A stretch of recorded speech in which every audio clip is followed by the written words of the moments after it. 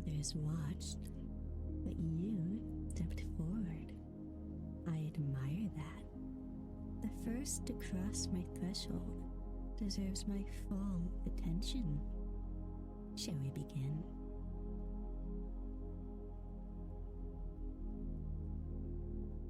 How lovely. So many eager eyes. Waiting, watching. You're mine for the evening. Let me take control and guide you through something unforgettable.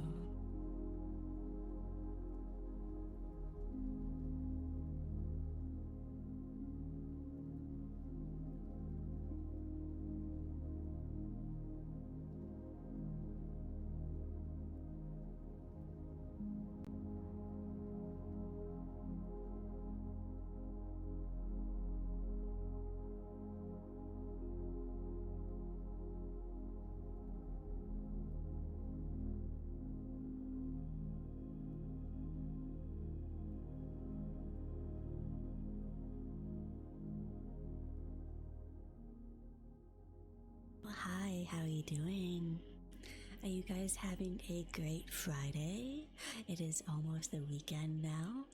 Also, apparently for some companies, they're stopping like one of the holidays. That kind of sucks for some people because they would have took off a long holiday. Anyway, Scriptsune, your book reading / script reading kitsune. So last stream, I actually did a kind of script reading / story reading thing for Halloween. So I didn't really do 5 chapters last week. I did a little bit more of something different.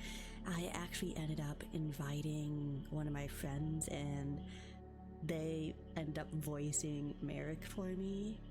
So if you guys like missed out on that, the VOD is still up on my channel here, and you can probably go see that and you can see the reading. And then we also did a SCP reading and like the Halloween special thing.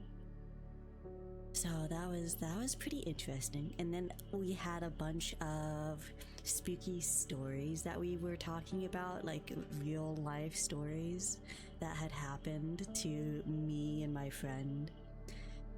But Halloween was pretty good. I hope you guys had gotten a bunch of candy, and I hope you are brushing your teeth after having the candy. I don't know about you, but I've had to stop snacking.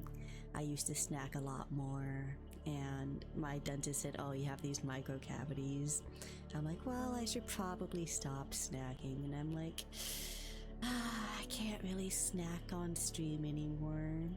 So I'm just like here drinking my tea and everything. And the tea helps me when it comes to having my throat prepared for all the lines I have to talk. But yeah, I hope you guys had a great Halloween. So today's stream is going to be, again, Warriors Book 4, and we're going to continue on with the story since we were having something different last week. We're jumping back into the Warriors world, so to speak. And if you guys don't know this, I did have a post on Twitter for the maps of this, so that if you want to go look on my Twitter, I can probably actually pull it up for you right now. Let me go to my Twitter real quick and I can probably pin that for you guys again, so you guys can see the map of this world. Let's see. I recently just watched Hazbin Hotel. I'm not gonna spoil it for you guys, but it's pretty crazy, especially on episode 4. One of my buddies in Discord said, oh, you're gonna have a fun time with episode 4, and I'm like, what do you mean? And I didn't get it until the very last scene / song, and then I'm like, oh, that's why. I'm gonna pin this, and I'm gonna put a message with it.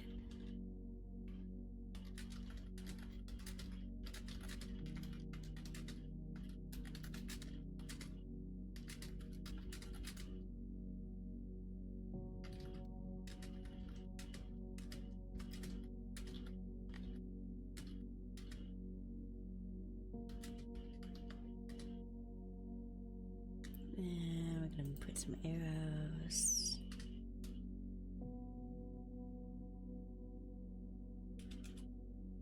Just like that. That way you guys can actually go to it if you want to have a refresher, or if you decide to, you know, just enjoy the map scenery so you guys can understand a bit more about the book. So for anyone that might be new to the stream, the first series that I am starting with from streaming is the Warriors Cat series. This cat series, the first section of it, is the Prophecy Begins series, essentially. And the main character of this specific one is Rusty. Rusty becomes a apprentice and then a warrior from a clan that he joins from a forest. And he used to be a kitty pet, which is quote-unquote just a pet.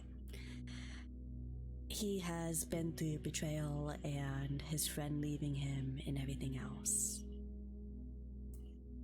So, there's quite a bit of everything going on. So, where we left off was actually Tiger Claw coming back. So, in book 3, Tiger Claw got banished from his clan. Hi, Holy, welcome in. So, Tiger Claw got banished from his clan, and he has been trying to get a hold of them since then, but like, this is the first instance of it actually happening where he comes back.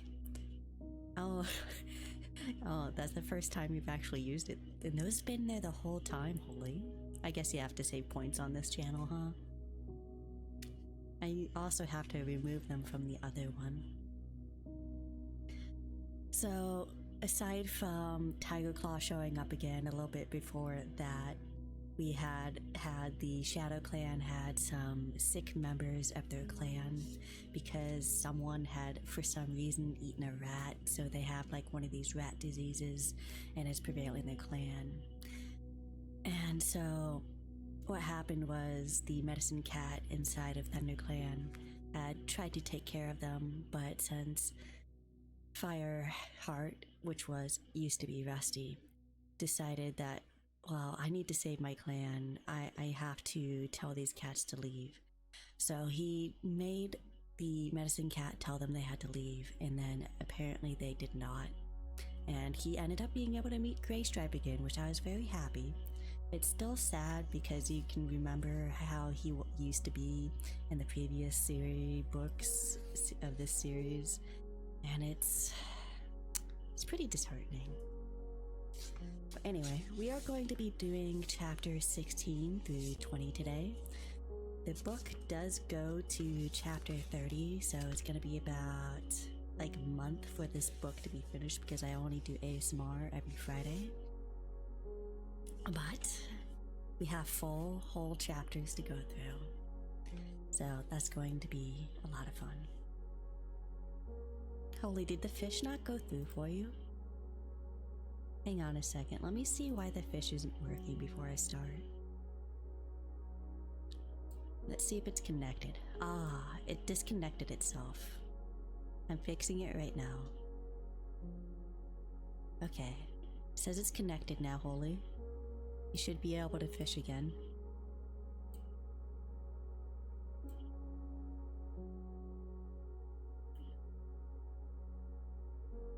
And then we'll put the auto hide back on.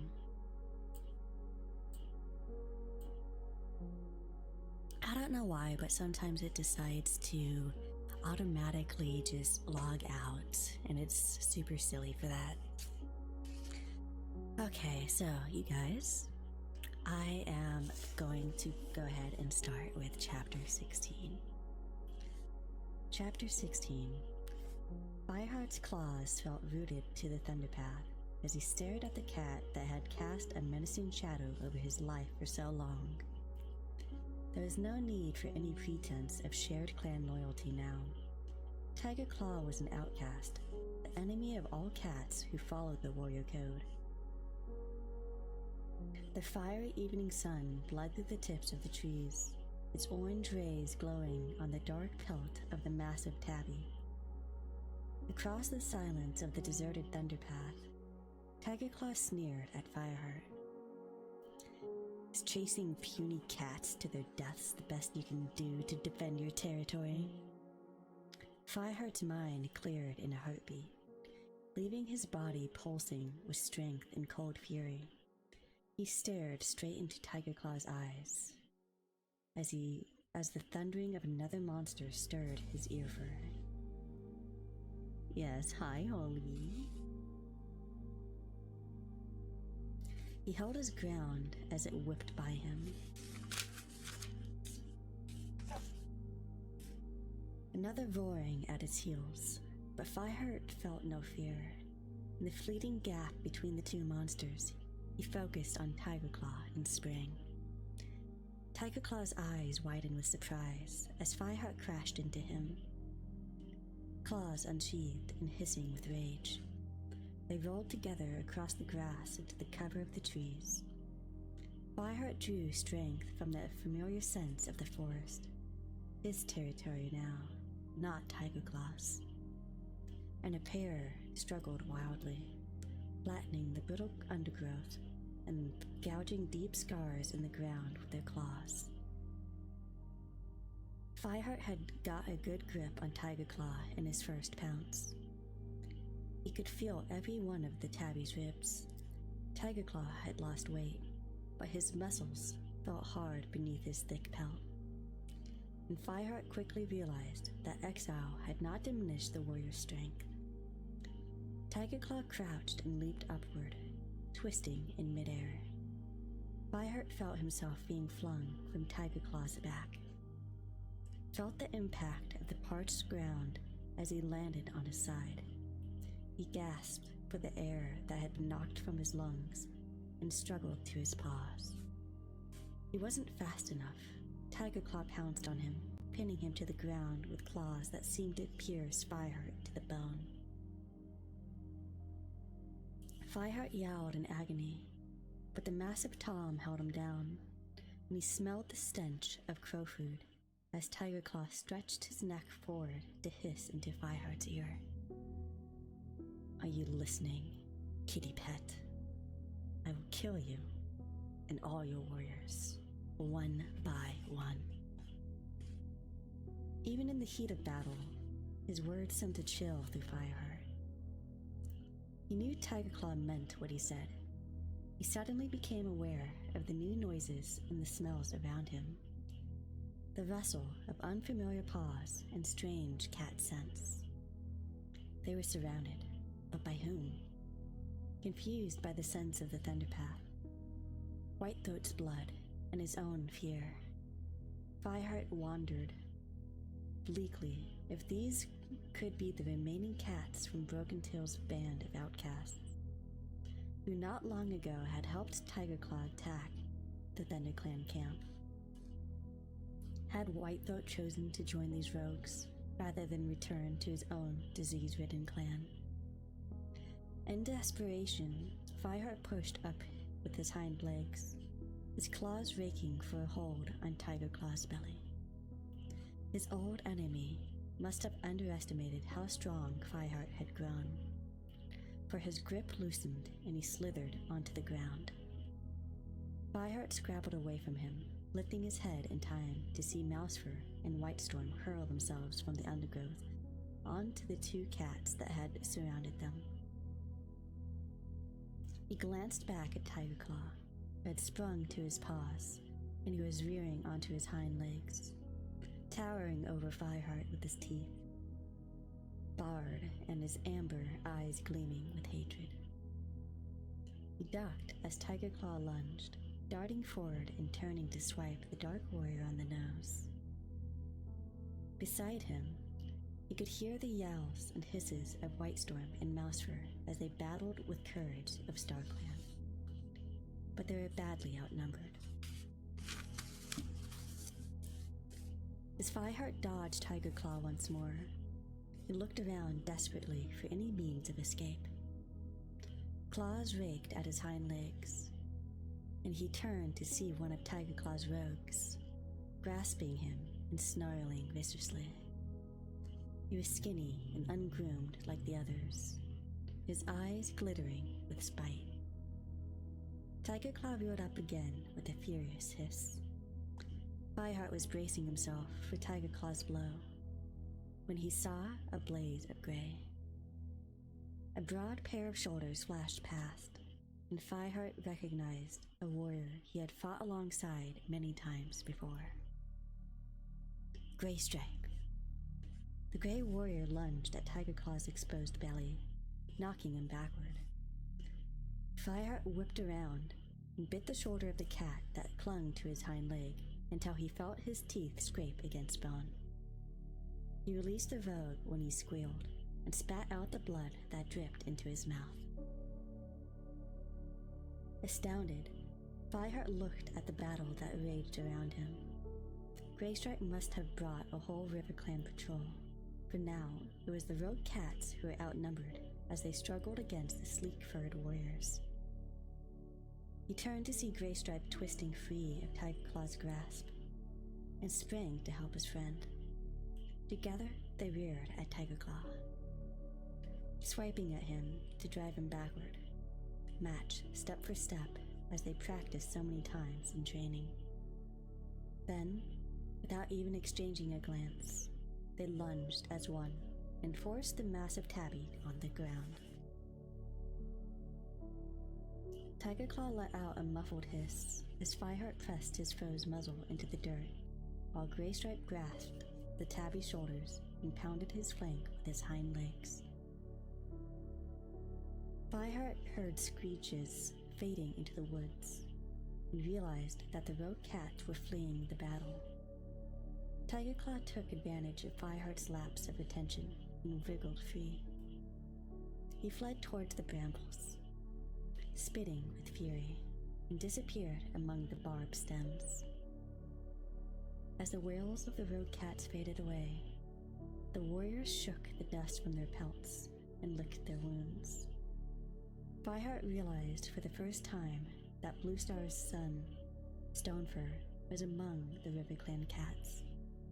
Is anyone badly hurt? He gasped. The cats shook their heads, even Mousefur, who was still bleeding from the first attack. We should return to our own territory, meowed Stonefur. ThunderClan thanks you for your help. Fireheart dipped his head respectfully. Rogue cats threaten all of us, Stonefur replied. We couldn't leave you to fight them alone. Whitestorm shook his muzzle, scattering drops of blood. He looked at Graystripe. It's good to fight beside you again, friend. What brought you here? He heard Fireheart's yowl from 4 trees, where we were patrolling, Stonefur answered for Graystripe. He persuaded us to come and help.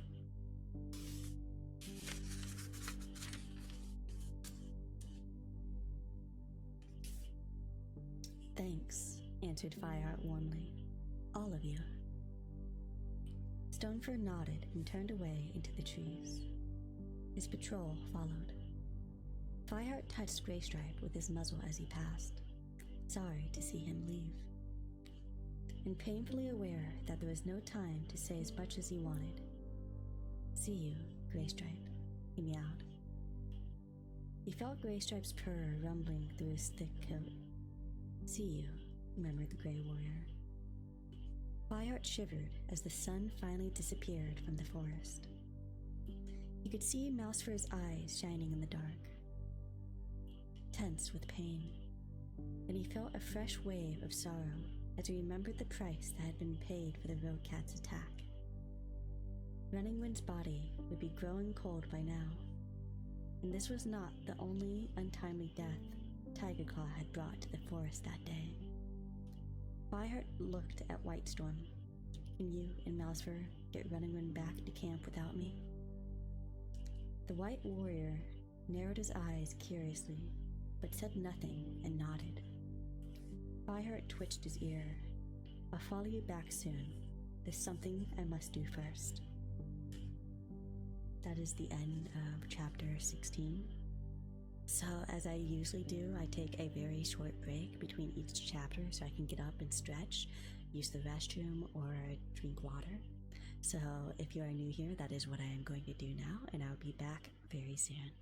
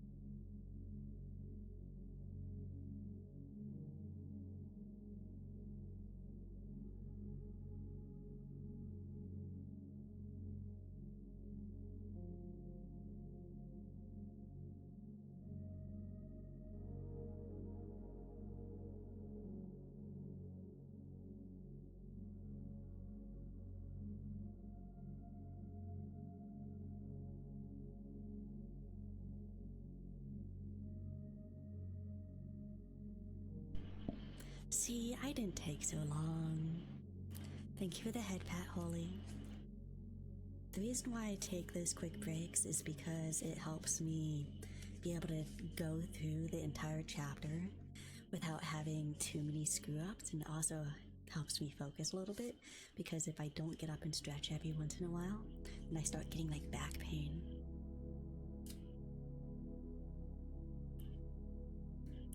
Hey, Holly. So if you want me to add any fish, since you enjoy the fish so much, you can always DM me stuff that you want me to add. But you have to keep in mind that I need PNGs for it. Alright, you guys, let's continue on. Chapter 17. Fireheart padded heavily back to the Thunder Path. The smell of Tiger Claw and the rogue cats was still heavy in the air. But he could hear no noises other than birdsong and the whispering of the breeze through the leaves.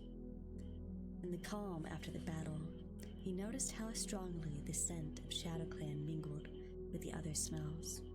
Had there been other ShadowClan cats, as well as Whitethroat, among the rogues? He wondered if the sickness in the ShadowClan camp was so bad that its warriors were imposing their clan exile and joining up with Tiger Claw's band of outcasts for protection. Or perhaps the scent had simply wafted from the territory on the other side of the Thunder Path. Fireheart stared across the hard gray path at the body of the black and white warrior. If Whitethroat had joined the rogue cats because his clan was too sick to support him,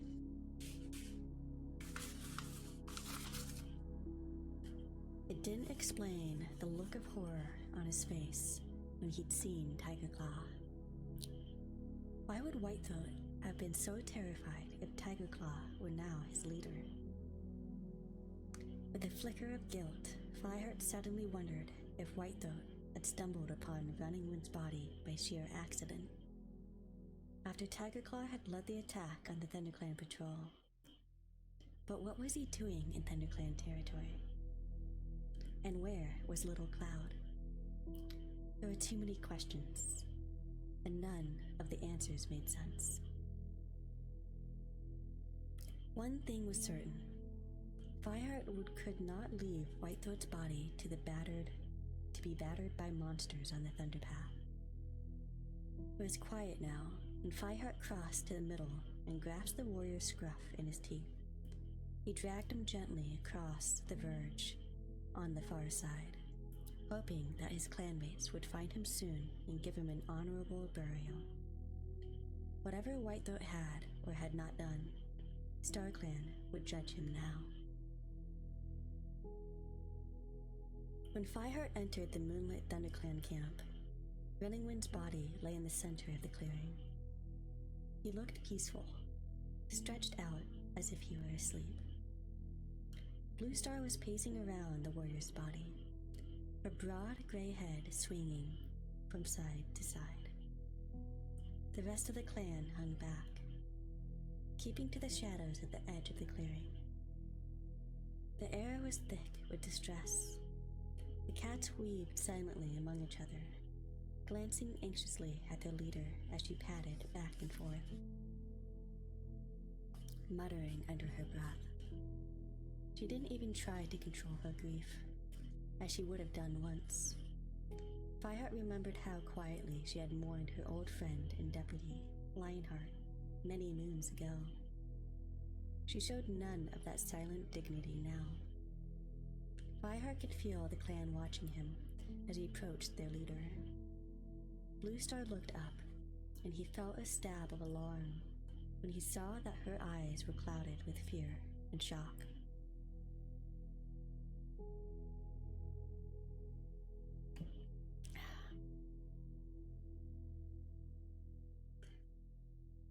They say Tigerclaw did this, she rasped. It might have been one of his rogues. How many are there? I don't know, Fireheart admitted. It had been impossible to count in the thick of battle. Many.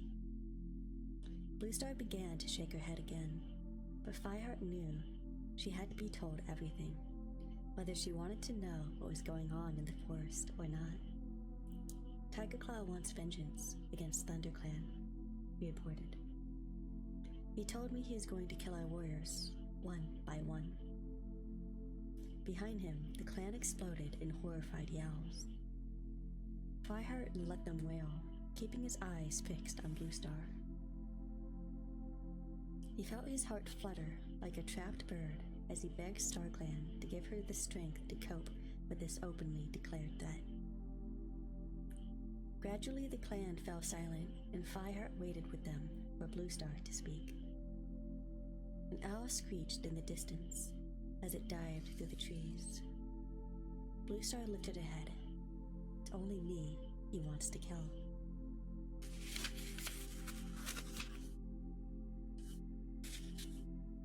She murmured, so quietly that only Fireheart could hear her. For the sake of StarClan. No, Fireheart spat, cutting her off. Did Bluestar really intend to give herself up to Tigerclaw? He wants revenge on the whole clan, not just you. She dropped her head. Such vicious betrayal, she hissed. How could I have not seen his treachery when he lived among us? What a fool I've been. She shook her head, her eyes closed. What a mouse-brained fool. Fireheart's paws trembled. Bluestar seemed determined to torture herself by claiming all the responsibility for Tigerclaw's wickedness. With a sickening jolt, he realized he would have to take charge. We must make sure the camp is guarded day and night from now on, Longtail. He looked over at the striped warrior. You're a sick guard to Moon High. Then he swung his head towards Frostfur. He would take over then. The two cats nodded, and Fireheart bent his head towards Running Wind's body. Mousefur and Brackenfur can bury Running Wind at dawn. Bluestar will sit vigil with him until then. He glanced at his leader, who was staring blankly at the ground, and hoped that she heard him. I would join her, meowed Whitestorm. The white warrior shouldered his way through the crowd and sat beside Bluestar, pressing his pelt against hers. One by one, the clan padded forward to pay their respects to their lost friend. Pelt slipped from the nursery and touched the dead warrior gently with her muzzle, whispering her sorrowful farewell. Goldenflower followed her, signaling to her kits to stay back. Fireheart felt a chilling sense of foreboding as he saw the dark tabby kit peering curiously around his mother.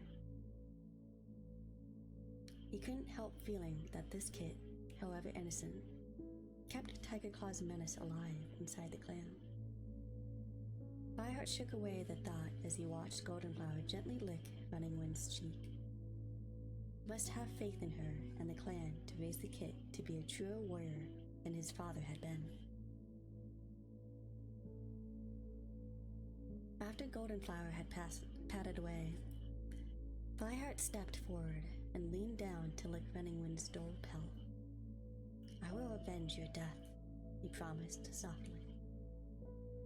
As he backed away, he saw a figure step forward from the shadow of High Rock. It was Darkstripe. Fireheart watched his eyes flick from Running Wind to Blue Star and back, burning, not with fear or grief, but with brooding thoughtfulness. Unsettled, Fireheart headed for one place he knew he would find comfort. He padded through the ferns to Yellowfang's den, his bites and scratches beginning to sting as much as the thorn-sharp doubts that fretted in his mind. Thornpaw sat in the well-trampled grass clearing. Cinderpelt and Yellowfang crouched beside him while he held up a paw for them to examine.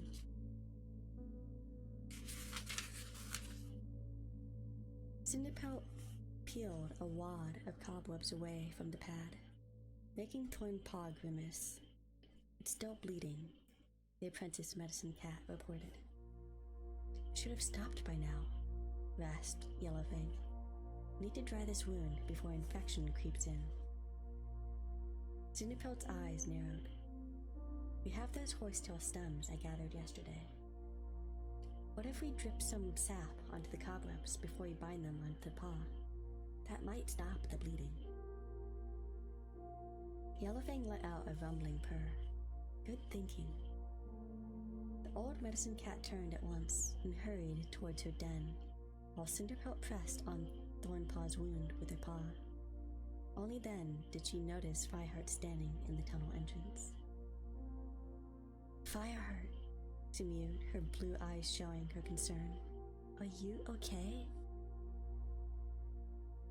"Just a few scratches and a bite or two," Fireheart replied, padding forward to join them. "I heard that it was rogue cats that attacked us," meowed Thornpaw, twisting his head to look up at Fireheart. "And that Tiger Claw was with them. Is it true?" "It's true," Fireheart told him gravely. Cinderpelt glanced at Fireheart and shook the ginger apprentice's paw. "Here, press on this." "Me?" read Thornpaw in surprise. "Zero Paw, hurry up, or I'll have to change your name to No Paw." Thornpaw lifted his paw higher and clamped his jaws carefully around the wound. Blue Star should never have let Tiger Claw leave the clan, Cinderpelt mewed quietly to Fireheart. She should have killed him while she had the chance. Fireheart shook his head. She would never have killed him in cold blood. You know that. Cinderpelt didn't argue. Why has he come back now? And how could he kill a warrior he once fought beside? "He told me he's going to kill as many of us as he can," Fireheart meowed darkly. Thornpaw let out a muffled mew, and Cinderpelt's whiskers quivered with shock. "But why?" asked the young medicine cat. Fireheart felt his eyes cloud with anger, because ThunderClan didn't give him what he wanted. What did he want? To be leader, Fireheart answered simply. "Well, he'll never get to be leader this way. He's hardly going to make himself popular with the clan if he starts attacking our patrols like this." Doubt flickered through Fireheart at Cinderpelt's confident words. Blue Star was so weak. Who else had the strength to replace her if she... Fireheart winced. He knew the clan's deep fear of the massive Tom and the rogue cats. They might prefer to accept Tiger Claw as their leader than to allow ThunderClan to be destroyed fighting him.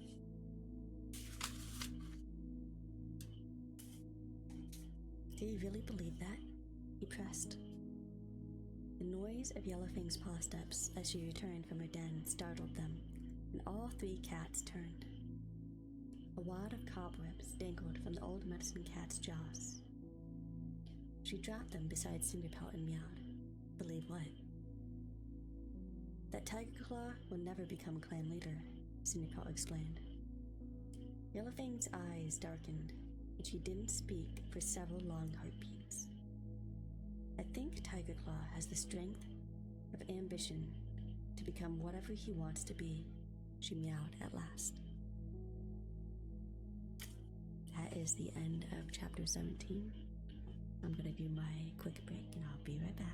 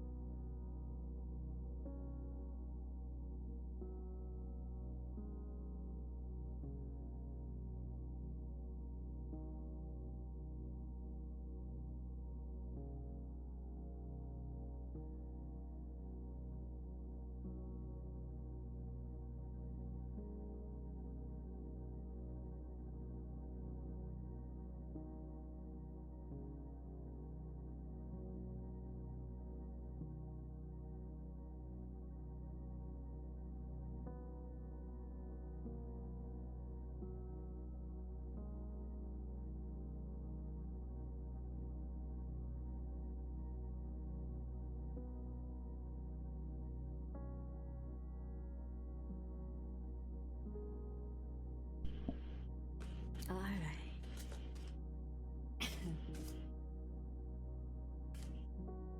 Chapter 18. Not as long as Fireheart is alive, Cinderpelt argued.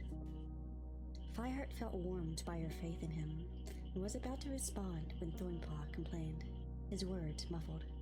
Still bleeding, you know. Not for long, answered Yellowfang briskly. Here, Cinderpelt. You make use of these cobwebs while I see to Fireheart's wounds. She nudged the cobwebs closer to Cinderpelt and led Fireheart away to her den. Wait here, she ordered, and disappeared inside. She emerged with a mouthful of well-chewed herbs. Now, where does it hurt? This one's the worst, answered Fireheart, twisting his head to point to the bite on his shoulder.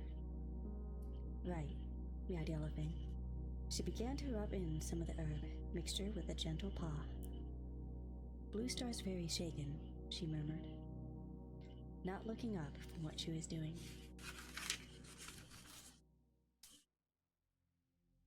I know, Fireheart agreed. I'm going to organize more patrols at once. That may calm her. It may help calm the rest of the clan, too, Yellowfang remarked. They're really worried.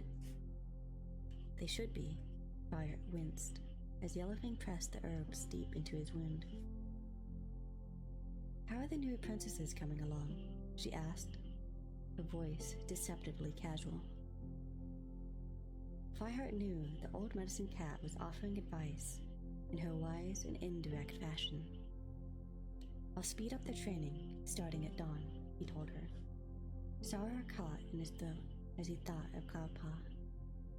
The clan needed him now more than ever. No matter what the white apprentice had thought of the warrior code, no cat would deny that he was brave and a skillful fighter. Yellowfang stopped, massaging his shoulder. Have you finished? He meowed. Nearly. I just put a little on those scratches. and you can go. The old cat blinked at him with wide yellow eyes. Have courage, young Fireheart. These are dark times for ThunderClan, but no cat could do more than you have. As she spoke, there was a low rumble of thunder in the distance, a hint of menace that sent a chill through Fireheart's fur, in spite of the medicine cat's encouragement. When he returned to the main clearing, his wounds numbed by Yellowfang's healing herbs, Fireheart was surprised to see and find many of the cats still awake. Bluestar, Whitestorm, and Mousefur crouched silently beside Running Wind's body, their grief made plain in their lowered heads and tense shoulders. The other cats lay in small groups, their eyes blinking in the shadows and their eyes twitching nervously as they listened to the noises of the forest. Fireheart lay down at the edge of the clearing. The stifling air made his fur prickle. The whole forest seemed to be waiting for the storm to break. The shadow moved near the edge of the clearing. Fireheart swung his head around. It was Darkstripe. Fireheart beckoned the strapped warrior closer with his tail. Darkstripe slowly padded towards him. I want you to take out a second patrol as soon as the dawn patrol returns tomorrow, Fireheart meowed.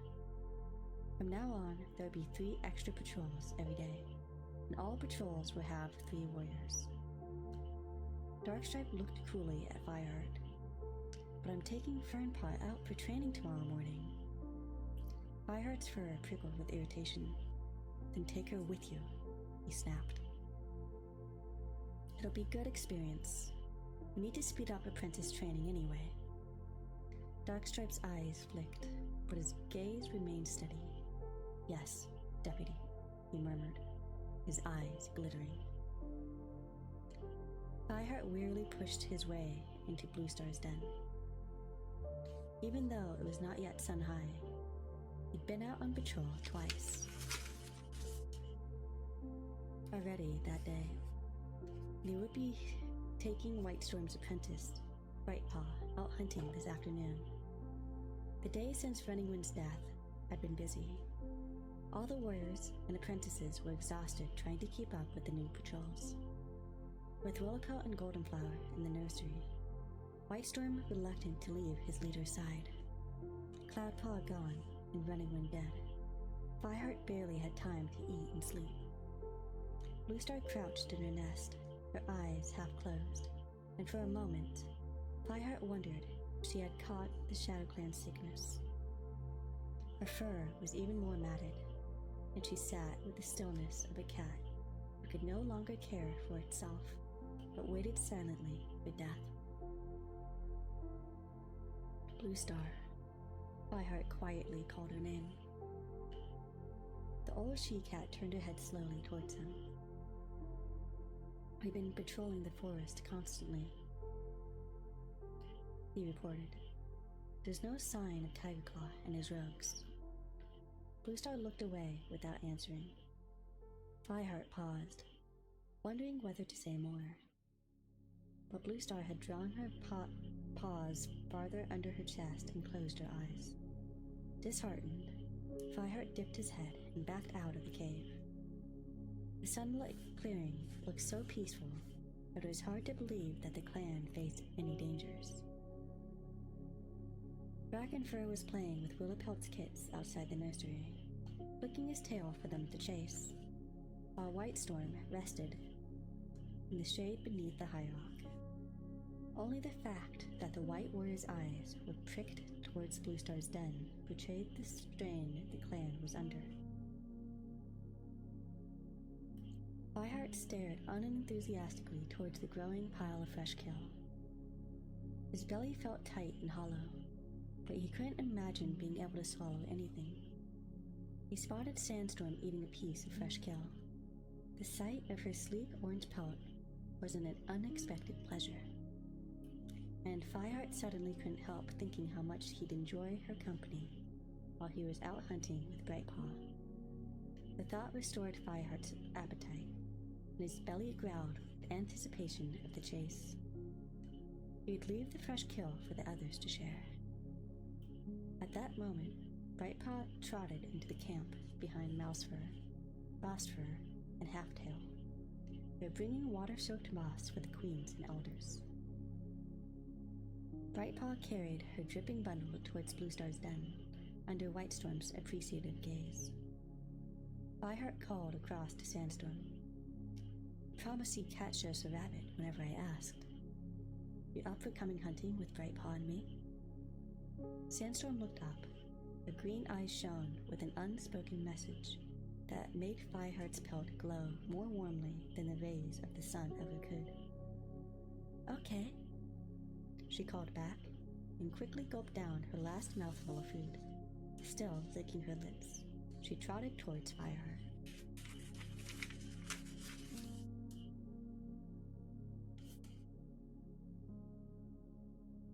They waited side by side for Brightpaw, and although their pelts barely touched, Fireheart could feel his fur tingle. "Are you ready to go hunting?" Fireheart asked Brightpaw as soon as she emerged from Bluestar's den. "Now?" mewed Brightpaw, surprised. "I know it's not sun high yet, but we can leave now if you're not too tired." Brightpaw shook her head and hurried after them as Fireheart and Sandstorm raced through the gorse tunnel out into the forest. With Brightpaw on his heels, Fireheart followed Sandstorm up the ravine and into the woods. Impressed at the way her muscles flexed smoothly under her pale ginger coat, he knew she must be as tired as he was.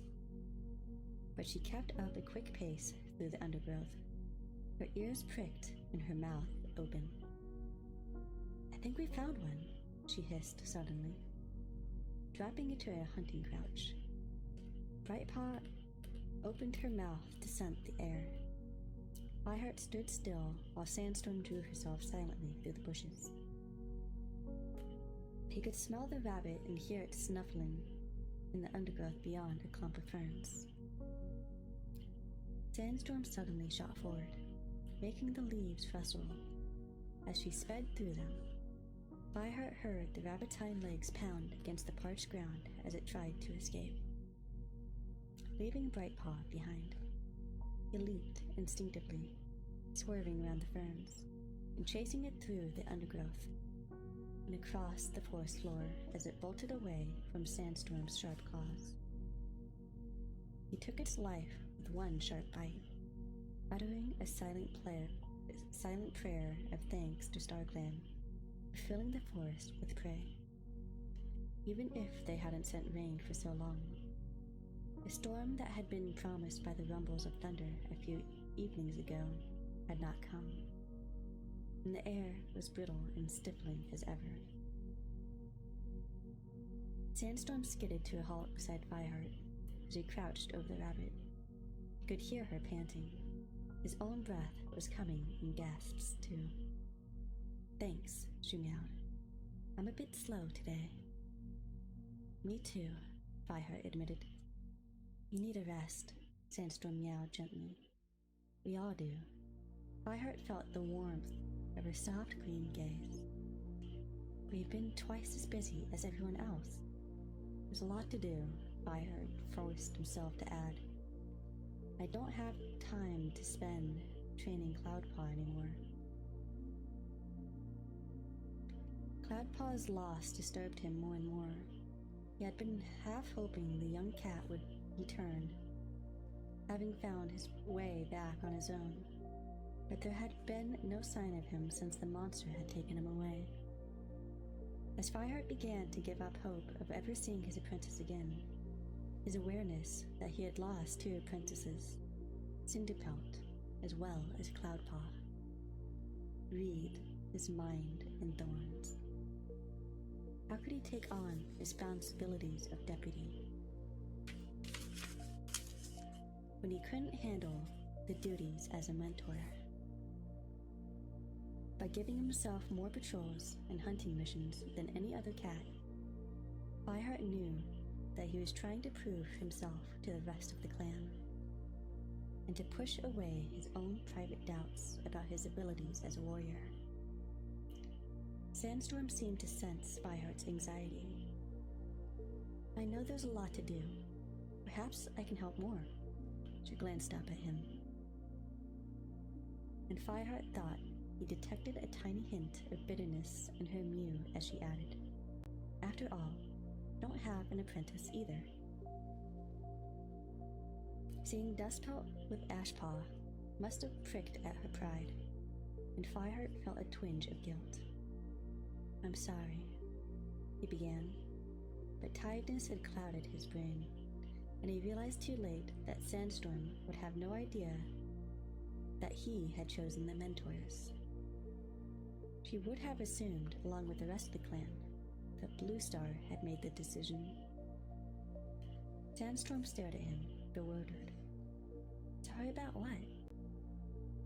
Bluestar asked me to choose the mentors for Fernpaw and Ashpaw, Fireheart confessed, and I chose Dustpelt instead of you. He anxiously searched Sandstorm's face for a trace of irritation, but she gazed steadily back at him. You'll make a great mentor one day, he went on, desperate to explain, but I had to choose Dust.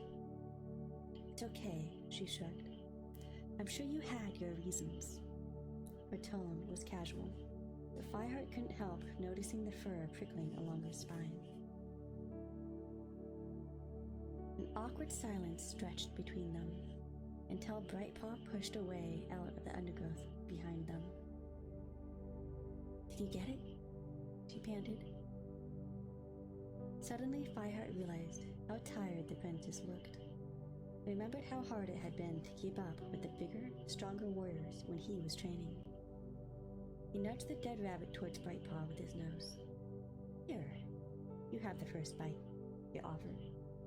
I should have given you time to eat before we left camp. As Brightpaw gratefully began to eat, Sandstorm caught his eye. Perhaps you could order your patrols, she suggested doubtfully. Everyone's so tired, and we haven't seen Tigerclaw since Running Wind died.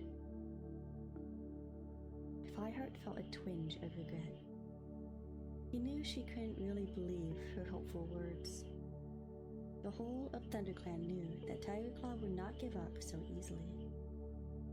Fireheart had seen the tension in the warriors' lean bodies as they patrolled with him. Their ears always pricked, their mouths always open, tasting the air for danger. He had also sensed the growing frustration with their leader, who was needed more than ever to unite her clan against this invisible threat. But Bluestar had hardly left her den since the vigil for Running Wind. We can't cut down our patrols, Fireheart told Sandstorm. We need to be on our guard. Do you really think Tigerclaw will kill us? Brightpaw mewed, looking up from her meal.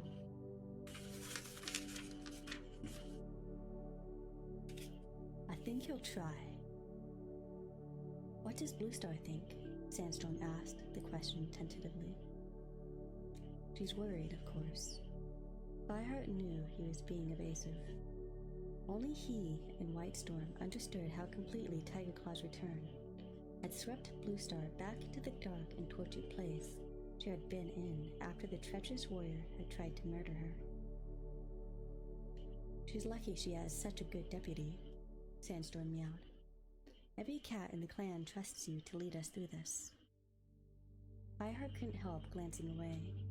He had been well aware of the way the other cats had been looking at him lately, with a mixture of hope and expectancy. He felt honored to have their respect, but he knew he was young and inexperienced. And he longed for Whitestorm's unshakable faith in his star-clanned destiny. He hoped he was worthy of the clan's trust. I'll do my best, he promised. The clan couldn't ask for more than that, Sandstorm murmured. Fireheart looked down at the rabbit. Let's finish this and find something else to take home. When the three cats had eaten, they moved on, heading towards Four Trees. They traveled without speaking, wary of betraying their presence in the forest to any watching eyes. With Tiger Claw around, Fireheart felt as if the ThunderClan cats were being hunted as well as the hunters. An unfamiliar cat scent hit his nostrils as they neared the slope that led down to the 4 trees, and his fur bristled. Sandstorm had clearly smelled it too, for she froze, arching her back, her muscles tense. "Quick," Fireheart hissed. "Up here." He clawed his way up a sycamore tree. Sandstorm and Brightpaw followed. The 3 cats crouched on the lowest branch and peered down at the forest floor. Fireheart saw a shadow weaving through the ferns, dark and slender. 2 black ears poked above the fronds. There's something about the shape of them that stirred a distant memory, not unpleasant. Was it a cat that had helped from one of the other clans? Or with Tiger Claw's dark, plotting presence in the forest? There's no way of knowing which cats were to be trusted. All strangers were enemies. Fireheart flexed his claws, preparing to pounce. Beside him, Sandstorm quivered with anticipation, and Brightpaw stared down, her small shoulders tense. As the stranger padded under the ash tree, Fireheart let out a vicious yell and dropped onto its back. The black cat screeched with surprise and rolled over, knocking Fireheart to the ground. Fireheart leaped nimbly to his paws. He had felt the size and strength of this cat in his first pounce. He knew it would be easy to chase it off. He faced the cat, arching his back, and gave a warning hiss. Sandstorm leaped down from the tree, Brightpaw right beside her, and Fireheart saw the black cat's eyes widen in panic as it realized it was outnumbered. But Fireheart was already letting the fur lie flat on his shoulders. His first instinct had been right. He recognized this intruder. And from the look of the cat's face, which had turned from panic to relief in a single heartbeat, the intruder recognized Fireheart too. That is the end of chapter 18. Now before I continue to chapter 19, I will be taking another quick break and I will be right back. Don't forget you can meet fish with the exclamation mark fish.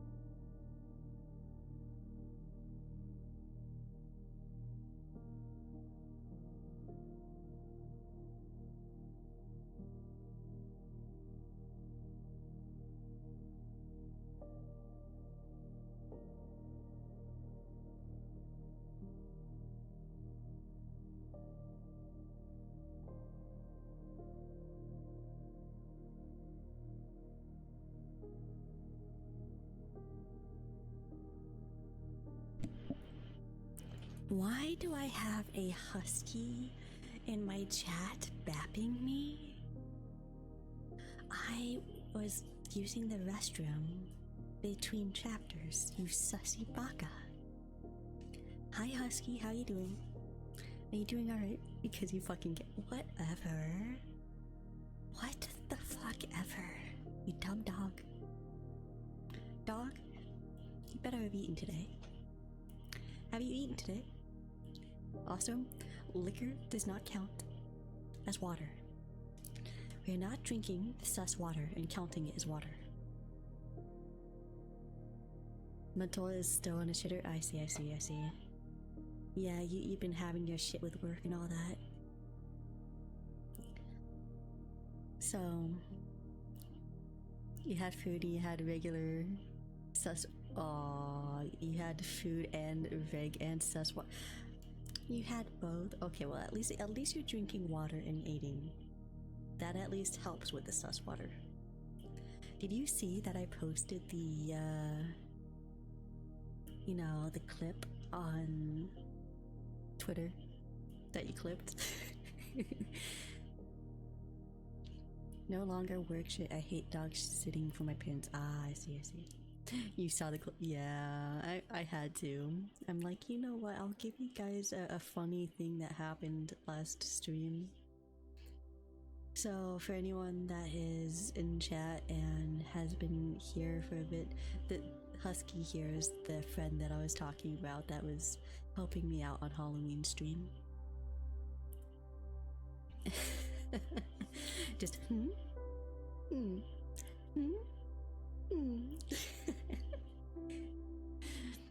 It was just so perfect, you know? Yeah. Have you also seen all the memes that I've been putting in sus chat?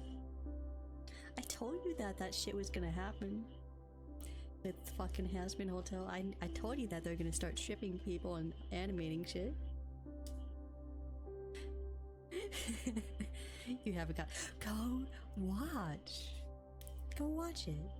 It was great. It was great.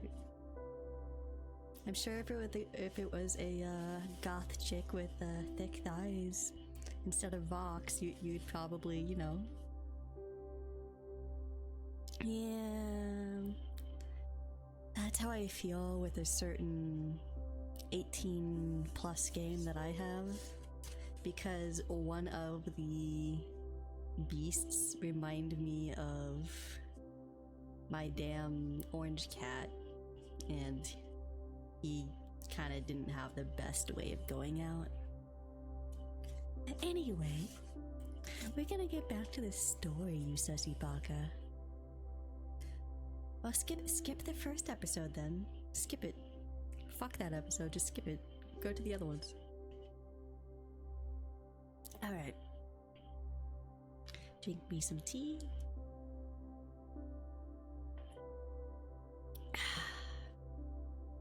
Have a good read if you looked. Alright, thank you for the lurk, Husky. Have fun. Bye. Chapter 19. Ravenpaw!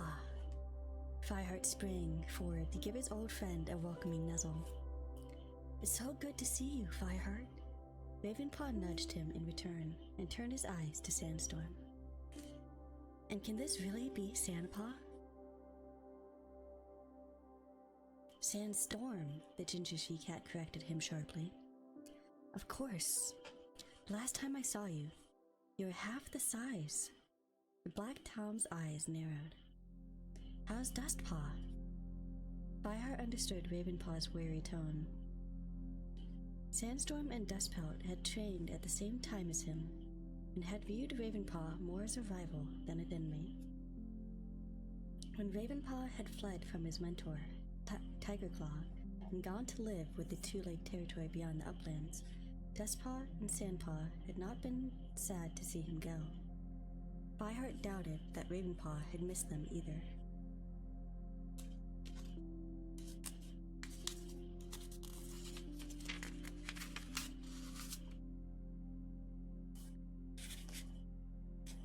Dustpelt's fine, Sandstorm shrugged. He has his own apprentice now. And is this one your apprentice? Ravenpaw asked, looking at Brightpaw. Fireheart felt his ears twitch as Sandstorm answered curtly. I don't have an apprentice yet.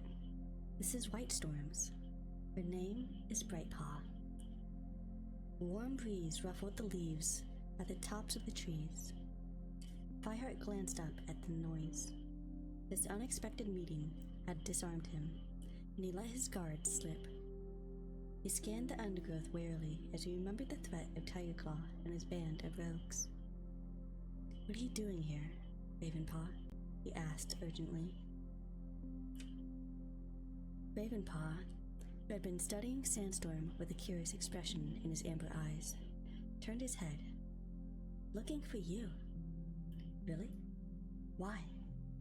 Fireheart knew it had to be important for Ravenpaw to come back to the forest. The young black cat had lived in constant fear after he accidentally witnessed Tigerclaw killing Redtail, the ThunderClan deputy. When Tigerclaw had tried to kill Ravenpaw too, to keep him quiet, Fireheart and Greystripe had helped their friend escape. Ravenpaw now lived on a two-leg farm with Barley, another loner, a cat who wasn't a kitty pet, nor part of his forest clan. Ravenpaw must be a very good reason for returning to his old enemy's territory now. After all, he had no way of knowing that Tigerclaw's treachery had been revealed, and he had been driven out of ThunderClan. As far as Ravenpaw knew, Tigerclaw was still deputy. Ravenpaw flicked his tail uneasily. A cat has come to live on the edge of my territory, he began. Fireheart stared at him, confused, and Ravenpaw tried to explain. I found him while I was out hunting. He was scared and lost. He didn't say much, but he smelled of ThunderClan. ThunderClan? Fireheart echoed. I asked him if he had come over the uplands, but he didn't seem to have any idea where he was.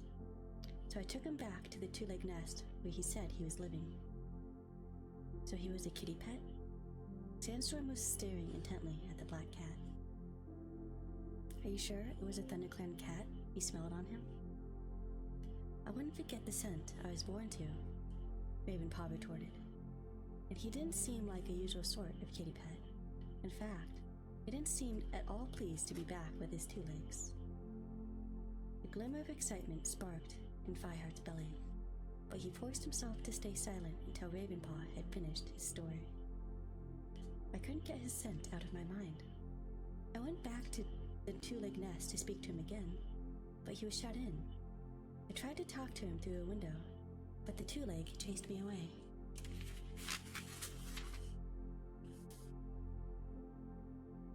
What color was this cat?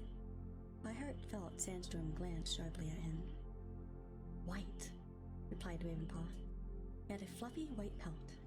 But that sounds like Cloudpaw. It was Brightpaw who spoke. Then you know him?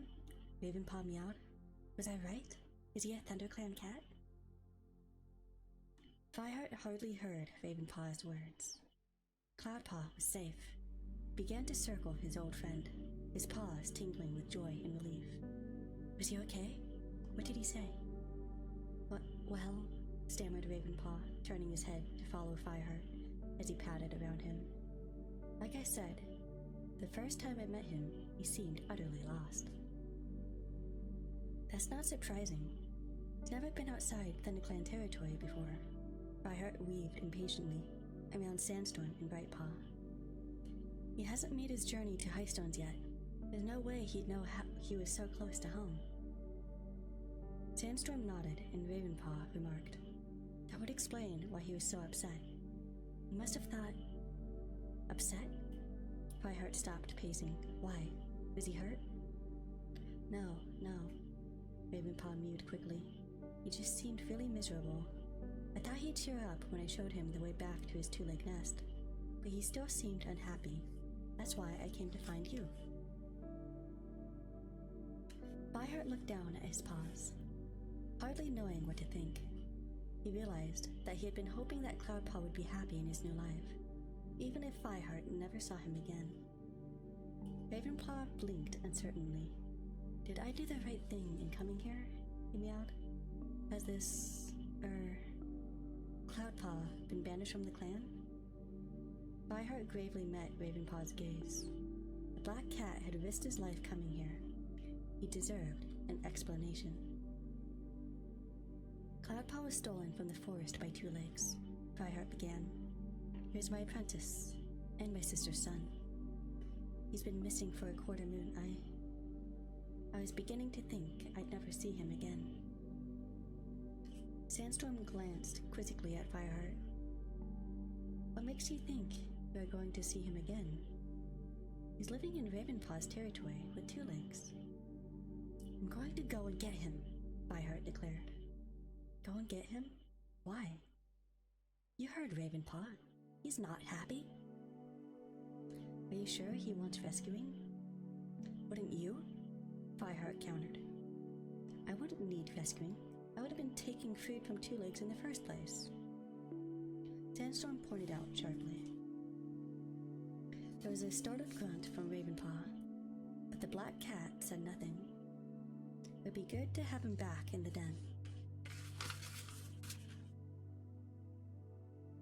Brightpaw put in, but Fireheart hardly heard her. He stared back at Sandstorm, the fur on his neck bristling with anger. You think Cloudpaw deserves to be left there, unhappy and alone?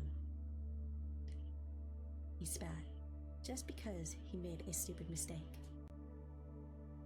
Sandstorm snorted impatiently. That's not what I'm saying. You don't even know for sure if he wants to come back. Ravenpaw said he looked miserable. Fireheart insisted. But even as he spoke, doubt flickered through his mind. What if Cloudpaw had got used to kitty pet life by now? Ravenpaw only spoke to him once. Sandstorm turned to Ravenpaw. Did he look upset when you saw him through the two-leg window? Ravenpaw's whiskers twitched uncomfortably. It's hard to say. He was eating. Sandstorm whipped her head back to Fireheart. He's got a home. He's got food. And you still think he needs rescuing. What about the clan? They need you. Cloudpaw sounds like he's safe. I say leave him there. Fireheart stared at Sandstorm. The fur across her shoulders was bristling, and her eyes glittered with determination. With a sinking feeling, Fireheart realized that she was right. How could he leave the clan now? Even for a short while, with Bluestar so weak and Tigerclaw and his band of rogues threatening them. All for the sake of a cat who had already proved to be lazy, greedy apprentice. But still, his heart told him he had to try. He couldn't give up his belief that Cloudpaw would make a great warrior one day. And the clan needed all the warriors it could get right now. I have to go, he meowed simply. And what if you do manage to bring him back? Sandstorm argued. Will it be safe in the forest? Fireheart felt a cold shiver run along his spine. Could he bear to bring Cloudpaw home, only to see him slaughtered by Tigerclaw? But even as uncertainty prickled his paws, he knew what he was going to do. I'll be back by sunhigh tomorrow, he meowed. Tell White's... Oh, 1 second. My voice is starting to crack. I need to drink some water.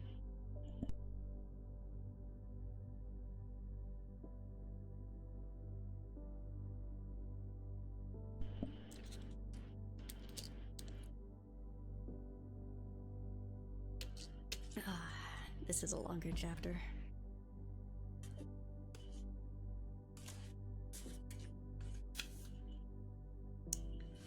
I'll be back by sunhigh tomorrow, he meowed. Tell Whitestorm where I've gone. Alarm stretched Sandstorm's eyes wide. You're going right now? I'll need Ravenpaw to show me where he is, and I can't expect him to hang around in the forest, he explained. Not with Tigerclaw on the loose. Ravenpaw's tail flopped up with sudden fear. What do you mean, on the loose? Sandstorm shot Fireheart a wry look. Come on, Fireheart meowed to the black cat. I'll explain as we go. The sooner we get moving, the better. You're not going without me, Sandstorm told him. It's a mouse brain journey, but you'll need all the help you can get if you bump into Tiger Claw or Wind Clan Patrol.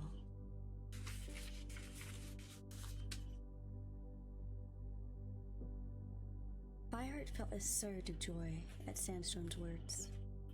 He glanced gratefully at her and turned to face Brightpaw. Will you go back to camp and tell Whitestorm where we'd gone? He asked the apprentice. He knows Ravenpaw. Brightpaw's eyes flashed with alarm, but she blinked it away and dipped her head. Of course. Go straight back home and keep your ears low, Fireheart ordered her, feeling a twinge of worry at leaving the young cat to travel alone. I'll take care, Brightpaw promised him earnestly. Why are you babbing me again? Why? She turned and vanished into the undergrowth. You evil little pup. Fireheart pushed away his anxiety about the apprentice and began to track through the ferns. Whatever. Sandstorm and Ravenpaw fell into step beside him, and he was reminded of all the times he had hunted in the forest with Ravenpaw and Graystripe. But as the stifling forest air pressed down on him, and his fur prickled with anticipation of the journey ahead, he couldn't help wondering if he was leading them all into disaster. Evil dog.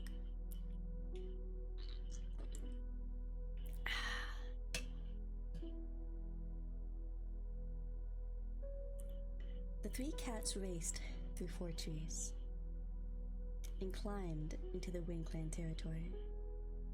I'm going to bap you back is what I'm going to do. Fireheart remembered the last time he had been here, with Bluestar. They'd be following the same route, straight across the uplands to the two-leg farmland that lay between Wind Clan territory and High Stones. Oh hi, Alter! How you doing? Welcome in. We're on chapter 19 right now. I have like 1 chapter left after this before I end stream.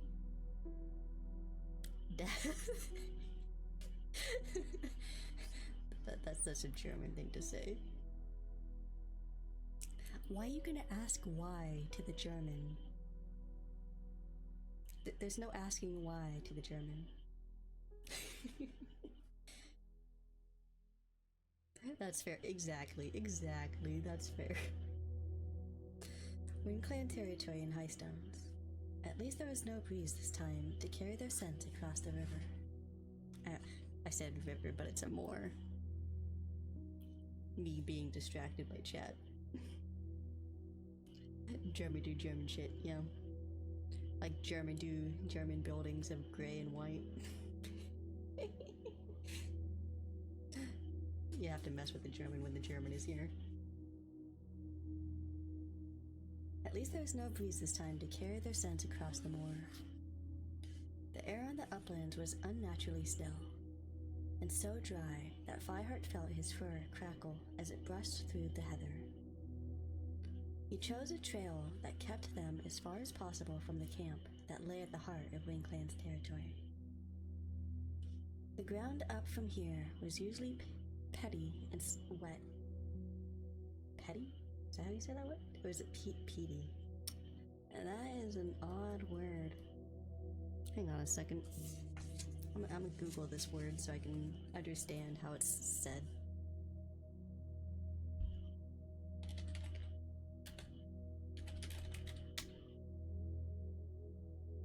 Something that resembles, contains, or is made of peat.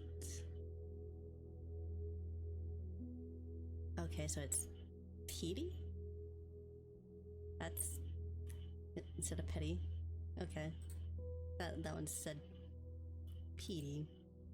That's a very interesting word to add into this. I just had to Google it. Yeah, it's a P-E-A-T-Y. peaty. Why you would put that word as a description, I don't know. But you know, peat as in like a form of rock surface, and like, yeah, it's I don't know, there's a very odd description for that, and it made me stumble. I was like, what? Okay. I know it's a cinnamon another fucking word I can't say. How dare you? Turf deeps, ayo. Marshlands. Yeah. The uplands is essentially a swampland / marshland. It's supposed to be relatively humid, but it's actually dry because of the weather that's happening in the book. Do you not know what a marsh is? Do you know what a swamp is? You know what gators swim in? A marshland is essentially a grassy hill-like place that is like very close to a swamp. It just doesn't have all that like lakey water, but it's like super moist ground, and you can kind of sink your feet into the grass. Brain goes with creek for later and marsh. Swamp puppies. Fucking ads. Oh, you got ads? That's a first. You actually got ads? It was short? I'm surprised because we're back in the ASMR category. For half a second? Weird. So it stopped after a half a second? Okay. So Twitch has got to be removing ads from ASMR channels, like purposely. To the point where like it sometimes it just breaks.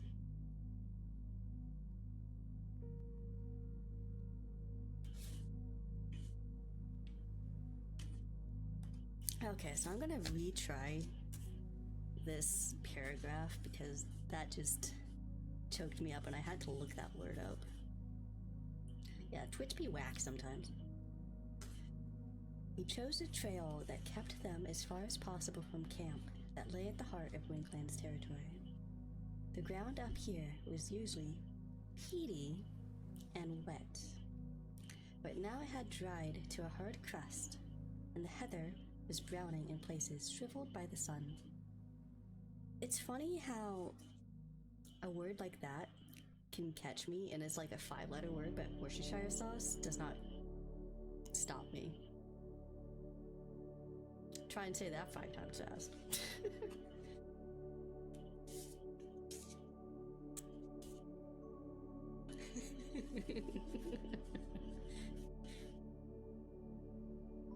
So what's happened to Tiger Claw? Ravenpaw broke the silence without slowing his pace. Fireheart had often looked forward to telling Ravenpaw that his old tormentor had been exposed at with last. your sussiness. Hi. Not Alter actually following this one. Oh, thanks Alter for following the secondary ASMR channel. Am I crazy or do I only hear you in my life? You're not crazy, buddy. You're not crazy.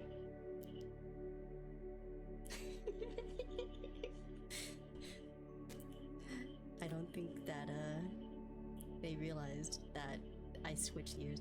So I switch ears between chapters. Like I've decided to switch ears between chapters. And so I have an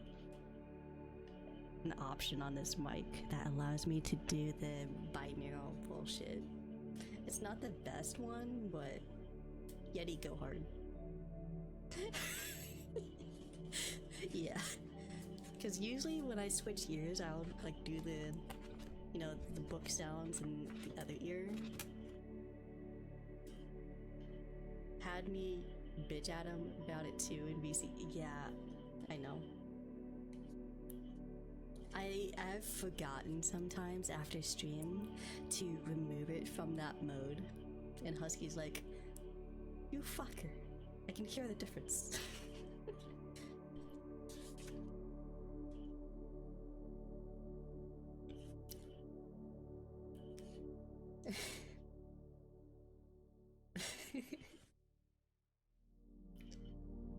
Fireheart had often looked forward to telling Ravenpaw that his old tormentor had been exposed at last, but now it seemed there was only darkness in the news about Tigerclaw's treachery and banishment. And, since he had killed Runningwind, Fireheart stumbled over the story with a heart that ached with bitterness and regret. Ravenpaw stopped dead in his tracks. He killed Runningwind? Fireheart stopped too and nodded heavily. Tigerclaw leads a band of rogues now, and he's sworn to kill us all. But who would follow such a leader? Some of them are Brokentail's old friends. We're exiled with him when we drove out Shadowclan. Fireheart paused, forcing himself to revisit the scene of the recent battle in his mind. But there are other cats that I hadn't seen before. I don't know where they've come from.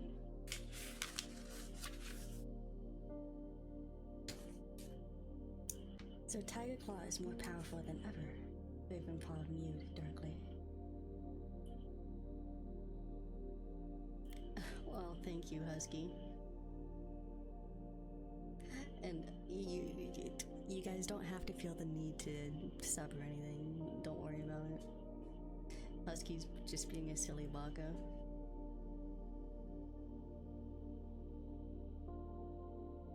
No, Fireheart spat.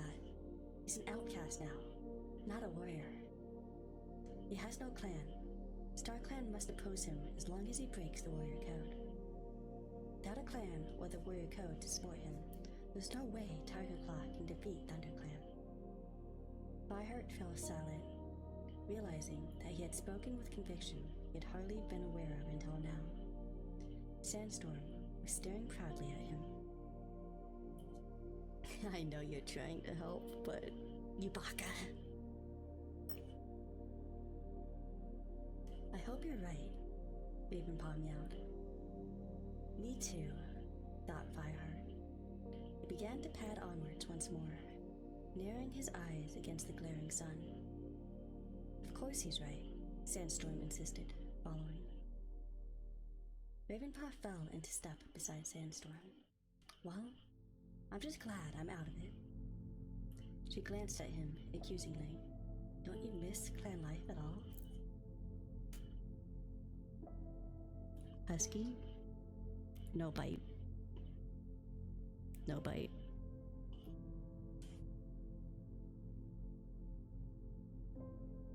I did in the beginning, Ravenpaw admitted. But now I have a new home, and I like it there.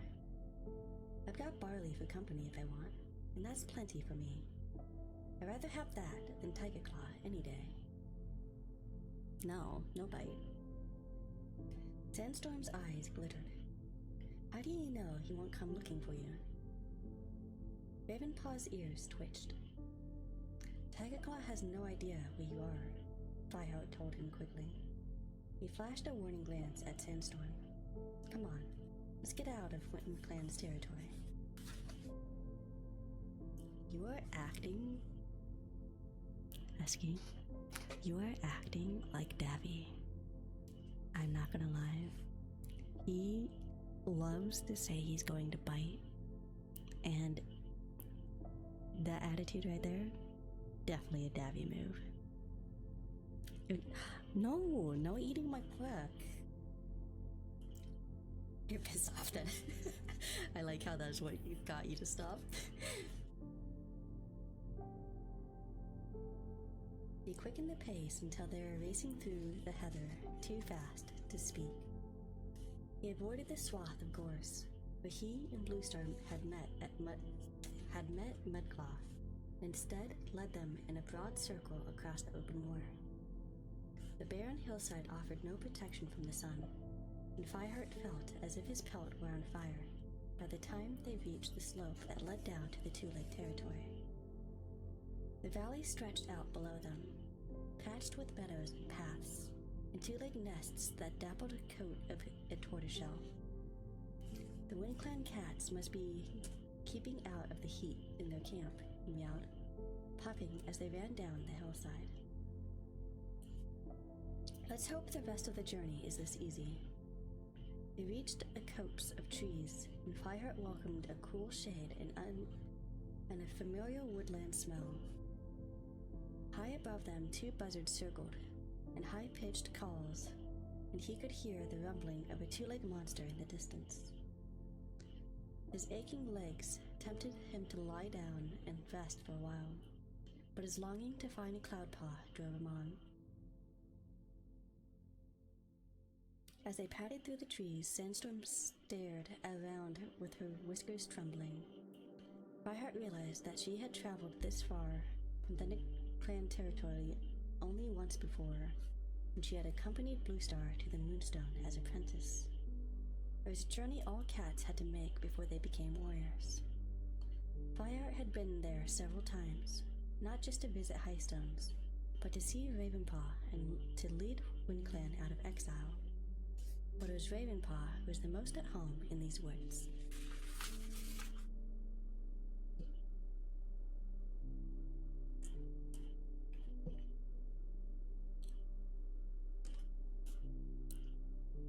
You can't hang around here, the Black Cat warned, especially not at this time of day.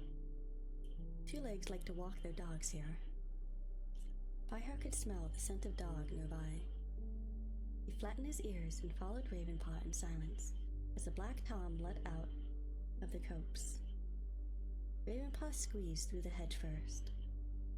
Fireheart waited for Sandstorm to go next and pushed his way through the thickly tangled leaves. He recognized the red dirt track on the other side. He had crossed with it with Greystripe on their journey to find the exiled WindClan. Ravenpaw looked both ways before racing across and disappearing into the far hedgerow at the other side. Sandstorm glanced at Fireheart, and he nodded encouragingly. She darted forward, and Fireheart followed at her heels. The barley in the field beyond the hedge stretched high above their heads. Instead of skirting the edge, Ravenpaw headed straight into the forest of crackling stems. Fireheart and Sandstorm weaved after him, hurrying so they didn't lose sight of the Black Cat's tail flicking ahead of them. Fireheart felt a ripple of unease as he realized he could never find his way out alone. He had lost all sense of direction, with nothing to see but the endless golden stems and a strip of clear blue sky above. He was very relieved when they finally emerged and sat down to rest under the hedge on the far side of the field. They were making good progress. The sun was only halfway down the sky, and the uplands were already far behind them. Fireheart smelled a familiar scent on the hedge beside him. "Your marker," he commented to Ravenpaw. "This is where my territory begins." Ravenpaw swung his head around, signaling that the whole wide sweep of fields ahead of them was where he lived and hunted. "Then Cloudpaw is near here?" asked Sandstorm, sniffing warily. "There's a dip on the other side of that rise," Ravenpaw told her, pointing with his nose. "The 2-legged nest is there." Fireheart suddenly felt the fur on his spine tingle. What was that smell? He froze and opened his mouth to let the scent reach his glands inside. Beside him, Ravenpaw had lifted his nose. His black ears pricked, and his tail flicked nervously. His eyes widened in alarm. "Dogs," he hissed. That is the end of chapter 19, so I'm going to take a quick break and then we'll be back for the final chapter of the stream.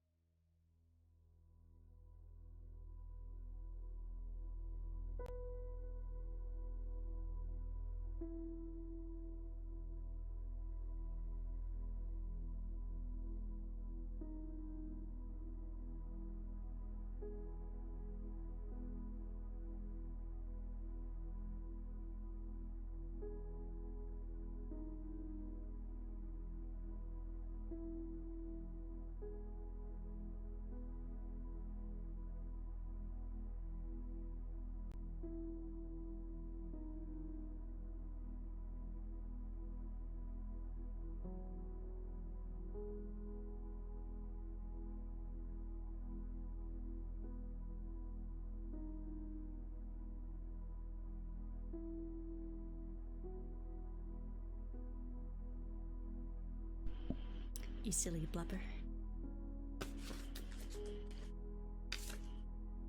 Alright, time for the final chapter of the stream. Chapter 20. Fireheart heard grass swishing behind the hedge and teased. Not me looking through last week clips. Oh my god. There's not that many on mine. I'm sure you have a lot. Anyway. Fireheart heard grass swishing behind the hedge and tensed his shoulders as the strong odor filled the air.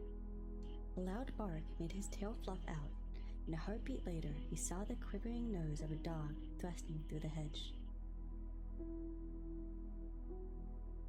You made one and holy got the sus ale. Run, he yowled, spinning around. Another rustle, a yelp of excitement told him that a second dog was following the first. Fireheart fled. Sandstorm raced beside him, her fur brushing his as they pelted along the hedgerow, with the dogs at their heels. The drumming of the dogs' paws made the ground tremble, and Fireheart could feel their breath hot on his neck. He glanced over his shoulder. 2 massive dogs loomed behind them, their soft flesh rippling, their eyes glaring, and their tongues lolling. With a jolt, Fireheart realized that Ravenpaw was nowhere to be seen. Keep running, he hissed to Sandstorm. They won't be able to keep up this pace for long. Sandstorm managed to nod, her paws pounding faster. He was right. When he turned his head again, he saw the dogs had begun to fall behind. Fireheart sized up an ash tree in the hedgerow ahead of them. They're some way off, but if they could put enough distance between themselves and the dogs, they might be able to scramble up it to safety. See that ash? He meowed to Sandstorm, panting. Climb it as quickly as you can. I'll follow. Sandstorm grunted in agreement, her breath coming in ragged gasps. They raced on towards the tree. Fireheart yelled to Sandstorm, and she sat up. Man, I'm just messing up a lot now. Of course, it always happens on the last chapter, am I right?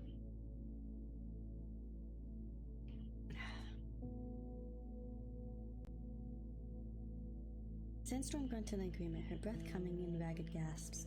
They raced towards the tree. Fireheart yelled to Sandstorm, and she shot up the trunk, clawing her way to safety. Before he leaped for the tree, Fireheart looked over his shoulder once more to see how far the dogs away were. His fur shot up when he saw huge teeth barely a rabbit length from his face. With a vicious snarl, the dog lunged at him. Fireheart whipped around and lashed out with his forepaws, his claws sharp as black thorns. He felt the flesh rip on the dog's swaying jowls, and he heard it yelp in pain. He slashed it once more, then turned and scrambled up the tree, as fast as a squirrel. He stopped on the lowest branch and looked down.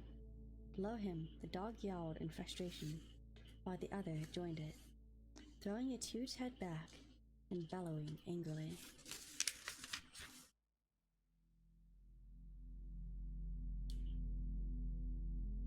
I thought he got you, Sandstorm stammered. She crawled along the branch and pressed her flank against Fireheart's ruffled fur until they both stopped trembling. The dogs fell silent, but they stayed at the bottom of the tree, pacing back and forth. Where's Ravenpaw? Sandstorm asked suddenly. Fireheart shook his head, trying to clear away the terror he had felt when the dogs were chasing him. He must have run the other way. He should be okay. I think there were only 2 dogs. I thought this was his territory. Didn't he know there were dogs on this side of the field too? Fireheart couldn't answer. He saw Sandstorm's expression darken. You don't suppose he let us here on purpose? She growled, narrowing her eyes. Of course not, snapped Fireheart, a flash of uncertainty making him sound defensive. Why would he? It's just strange he should turn up out of nowhere and lead us here, that's all. A high-pitched mew made Fireheart and Sandstorm peer down through the leaves. Was that Ravenpaw? Dogs swung their heads around. as they tried to locate the sound. Fireheart spotted a sleek black shape disappearing into the barley. Ravenpaw yowled again, and the dogs pricked up their ears. With barks of excitement, they hurtled towards the swaying stems that gave away Ravenpaw's hiding place. Fireheart stared down from the tree. Could Ravenpaw outrun the dogs? He watched the barley tremble as Ravenpaw zigzagged invisibly through the field. The brown backs of the dogs crashed after him like ungainly fish, flattening the stalks with their clumsy paws and barking with frustration. Suddenly, Fireheart heard the sharp yap of a two-leg.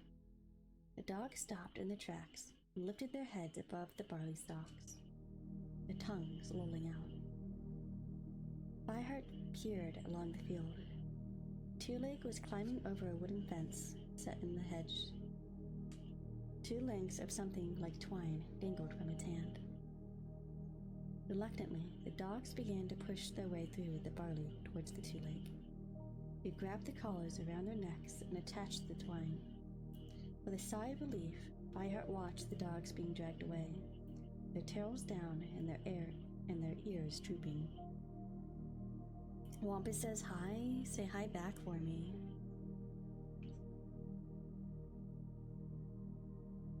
I see you're fast as ever. Fireheart whipped around in surprise.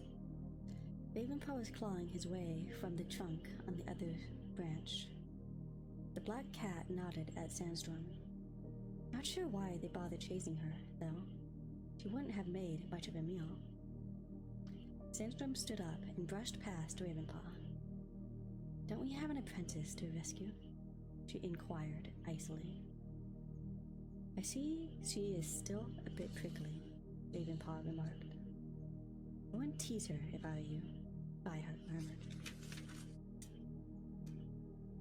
as he followed Sandstorm down the tree. One second, I'm gonna drink some more water.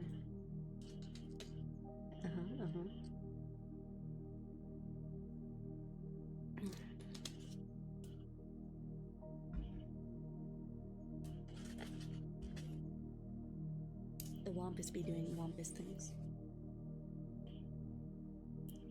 Decided not to tell his old friend that Sandstorm had suspected him of leading them into a trap.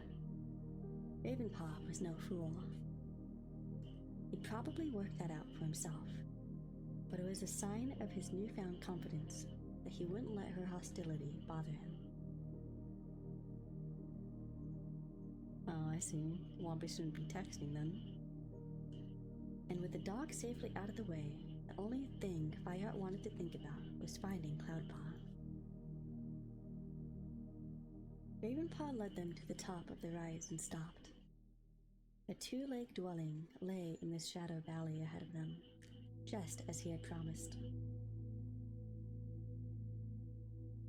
That's where you took Cloudpaw? Fireheart asked. And the black cat nodded. Fireheart's belly began to churn with nervous excitement. Even if they did find Cloudpaw, what if he didn't want to come back with them? And if he did, would the clan ever be able to trust a cat who had been lured into the softness of kitty pet life? You'd use red lights. How dare you? No voice to text for you. I can't smell him, Sandstorm remarked. And Fireheart didn't miss the suspicious edge to her tone. The scent was already stale when I came to see him last time, Ravenpaw explained patiently. I think the two legs are keeping him locked in. Then how exactly are we supposed to rescue him? Come on, Fireheart meowed, determined not to give the two cats a chance to start arguing. He began to head down the slope towards the dwelling. Let's take a closer look. The two-leg dwelling was surrounded by a neatly clipped hedge. Fireheart pushed his way through it and stared across the browning grass to the two-leg nest silhouetted against the dusk sky. He flattened his body to the ground and crept towards the nearest bush. His ears pricked. His nose was no good here. The The evening air was filled with cloying flower scents that drowned out more of the useful smells. He heard paw steps on the grass behind him and turned to see Ravenpaw and Sandstorm following, their quarrel apparently put aside for now. He nodded to them, grateful for their company, and carried on across the lawn. By the time they reached the two-leg nest, Fireheart could feel the blood pulsing through his ears. Suddenly, the hedge and the safety that lay beyond it seemed very far away. "Here's the window where I saw him," whispered Ravenpaw, leading the way around the corner of the nest. "And probably where the two-leg saw you," muttered Sandstorm. Fireheart could smell her fear scent, and knew her irritation was due as much to barely suppressed tension as to old rivalries. A light glared from the window above their heads, and Sandstorm dropped into a crouch. Fireheart could hear the clatter of two-leg feet inside. He craned his neck to look up the wall of the two-leg nest. The window was too high to reach in one leap. He crept to the patch of earth directly below it, where a gnarled and twisted tree climbed the side of the nest. Fireheart studied the curving branches. He considered clambering up it, but he could still hear the two-leg crashing around inside. Cloudpaw must be half deaf with that racket, hissed Sandstorm, her ears flat against her head. Curiosity gnawed at Fireheart, like a hungry rat until he couldn't bear it any longer. "I'm going to have a look," he meowed, and began to claw his way up the winding stem, ignoring Sandstorm's warning to be careful. With his heart pounding, Fireheart reached the window and cautiously pulled himself onto that ledge. Inside, a two-leg was standing over something that spat out clouds of steam.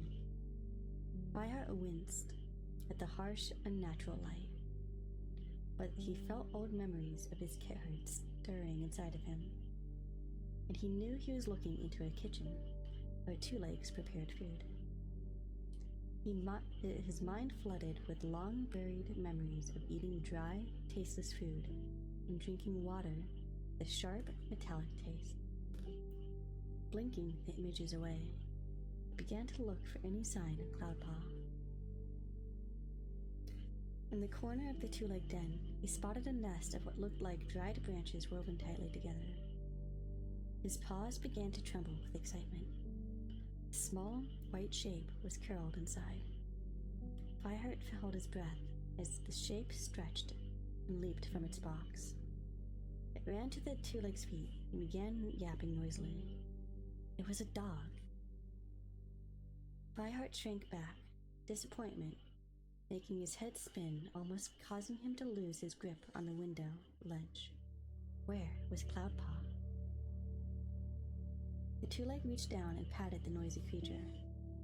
Fireheart hissed under his breath and sat up in surprise as Cloudpaw strolled through a doorway into the room. To Fireheart's alarm, the dog rushed towards Cloudpaw, still yapping. He waited for Cloudpaw to arch his back and spit, but instead, the white cat coolly ignored it. Fireheart ducked as Cloudpaw suddenly jumped onto the ledge at the far end of the window. The dog carried on yapping from the floor, out of sight. "He's here," Fireheart hissed down to Ravenpaw and Sandstorm. "Has he seen you?" called back Sandstorm. Fireheart cautiously raised his eyes, but kept his body flattened against the hard stone. Cloudpaw was gazing blindly out over Fireheart's head. His eyes were shadowed with unhappiness, and he looked thinner. With a prickle of guilt, Fireheart couldn't help feeling relieved. This was proof enough for him that Cloudpaw wasn't suited to kitty pet life. He sat up and pressed his forepaws against the window that separated them. With a quiver of frustration, he scrabbled at the glass, keeping his claws sheathed so the soft pads made no sound that might alert the two-leg or the dog. He held his breath as Cloudpaw's ears twitched. Then the white apprentice turned and spotted him. His mouth opened wide, and a delight yowl that Fireheart couldn't hear. Inside, noise made the two-legs swing around in surprise. Fireheart leaped down from the ledge, landing beside his friends. "What's the matter?" asked Sandstorm. "Cloudpaw saw me, but I think the two-leg did too." "We should go," Ravenpaw meowed urgently. "No," hissed Fireheart. "You two can go. I'm staying here until Cloudpaw gets out." Sandstorm glared at him. "What are you going to do? What if they let that dog loose?" "You can't leave now that Cloudpaw has seen me," Fireheart insisted. "I'm staying here." As he spoke, a creaking noise sounded behind him. Fireheart snapped his head around. Light flooded from the door in the wall and spilled out into the garden, illuminating the grass all the way to the hedge. Bright pool darkened suddenly as the shadow of a two-leg fell across it. Fireheart froze. There was no time to hide. He knew if they had been spotted.